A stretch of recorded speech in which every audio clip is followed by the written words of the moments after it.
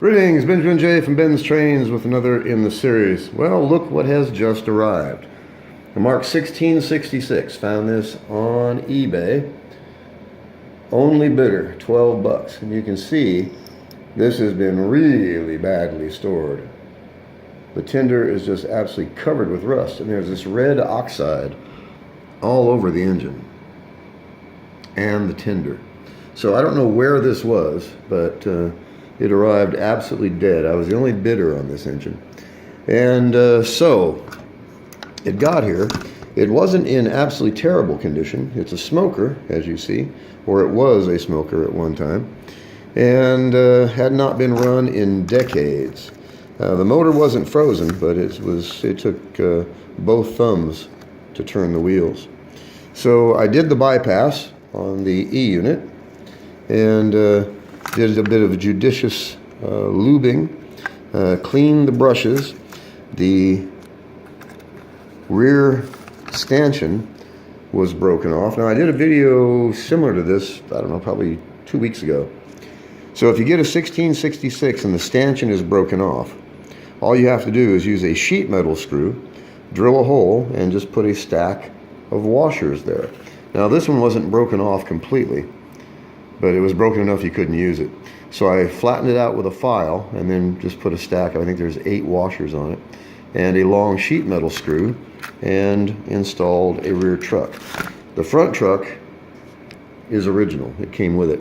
And not terribly rusted, but this was in just terrible condition. I mean, just from sitting. And all of this is just from poor storage. You can see there's rust all over it. There's oxide on the wheels. Rust on every screw. So this had not run in decades. Not sure how long, but it has been years and years since this saw a rail. So anyway, did the E-unit bypass, got the motor running, and broke the wheels loose on the tinder. The tinder wheels were frozen, and you can see that it was just covered in rust.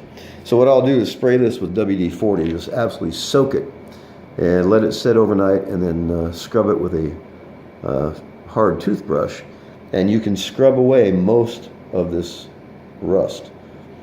You can see the tab is just completely rusted. And so overall, fairly poor condition. But the nice thing about this, of course, is I was the only bidder. It was real cheap, $12, and it is up and running. I ran it on the bench. It's actually running quite well. Smoker is intermittent, so there's either an open or actually I'm not really sure. It could be a problem with the bellows. You can smell it, but it's not producing any smoke. So I'll have to take a look at that. But in the meantime, I just got this running. This got here about 2 hours ago. And very first thing I do, of course, is I bought it for parts. But before I ever take anything apart, I always see what it would take to actually get it running. And in this case, less than an hour, and the engine was up and running.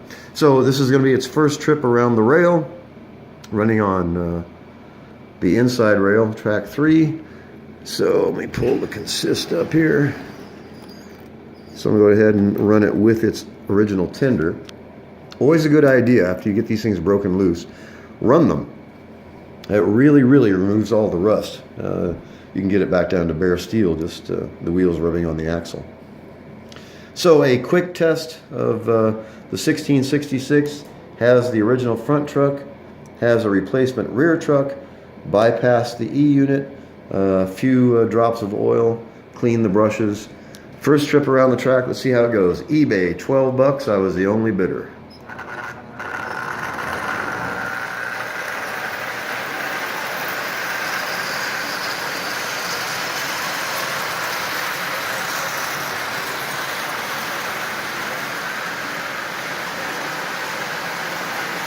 Even has the original headlight in it. So that's running quite well. And of course, the more you run this, the better it will run. This has not run in, well, it's hard to say, but it's been decades. And that's one nice thing about these Marx motors is once you learn how to repair them, and in particular, bypassing that E-unit, you can get 99% of these things running.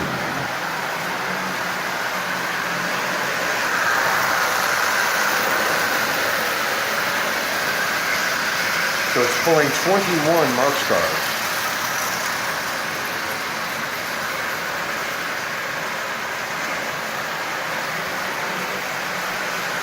So $12, got the 1666 and the new tender.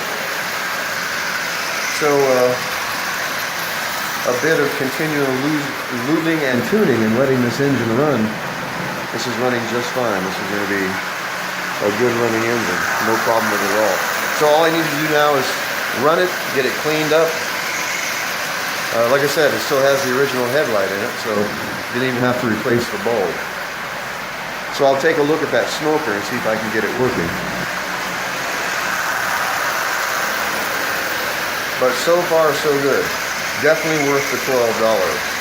So as I always stress, don't overlook the junk.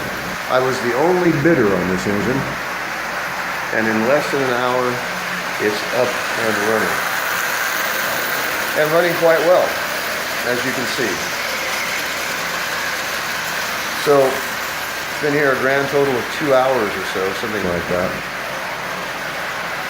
So it's always a lot of fun to take some really old engine in really terrible condition and bring it back to life. And like I said, I was the only bidder on this, which is basically 90% of these engines that I buy are just junk. Nobody else wants them. And yet, half an hour, you can have almost all of these things running. And if you encounter one that you can't get running, you have a great supply of parts. And out of the parts from one of these engines, you can fix 6, 8, 10 others, depending on what they need. But lots and lots of parts there. But like I said, I think the last dozen engines I've bought for parts never wind up as parts. I get them fixed and running, and they're over there on the shelves. I've got, I think, 48 of them now. I'm not sure. Plus, I have another one coming, another Commodore Vanderbilt, in really bad condition. Picked it up for $10, so it'll be here sometime, probably next week. Anyway, a Marx 1666 in overall good condition. There's no damage to it, just absolutely filthy, as you can see. And I don't know what this is. It's a red oxide of some kind, almost like garden soil, garden dirt, like it's been out in a shed, which it may have been. As you can see, it's almost like a barn find, something.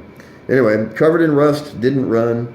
I was the only bidder, $12, and a few minutes work, literally a few minutes work. This is up and running really well. So just wanted to do a video on it. Really neat little engine, running well. $12 and pulling 21 cars. Hard to beat that for the price. So just wanted to do a quick video. As always, if you have any questions, feel free to drop an email. BENZTRAINZ@gmail.com. And as always, thank you for watching.